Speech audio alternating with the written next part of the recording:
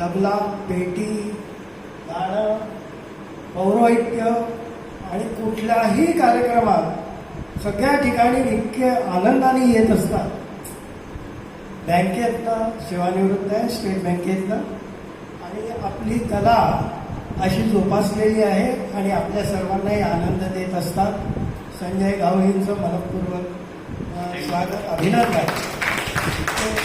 नुसतं एका बोलण्यावरती ते तयार झाले आणि आज इथे आपल्यामध्ये उपस्थित आहे.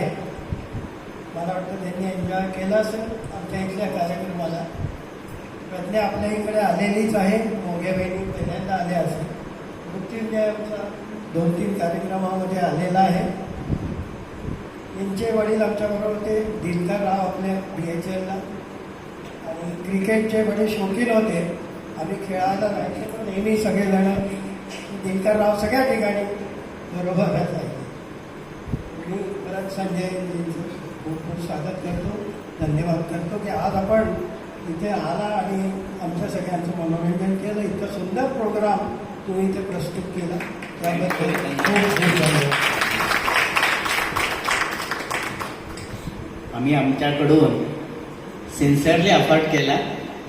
आता तुम्हाला चांगलं वाटलं असेल अशी अपेक्षा ठेवतो मी. खरं म्हणजे काय, गीत रामायण सुनील फडक्यांनी एकट्याने म्हटलेलं आहे, बाबूजींनी. पण काय आम्ही हा प्रयोग त्याच्यामध्ये करून पाहिला की एक अंतरा एकेकाला दिला, कोरस घेतलं. खरं म्हणजे असं ओरिजिनल गीत रामायण नाही आहे, पण आम्ही एक तो थोडं प्रयोग केला. मला असं वाटतं तुम्हाला आवडला असेल असं वाटतं. आमच्या इथल्या महिलांनी पण हा कार्यक्रम केलेला आहे, गीत रामायण. त्यातले बसले कलाकार इथे बसलेले आहेत. अरे वा, भाले बहिणी क्या बात. छाया भालेराव हे सांगू शकतो खूप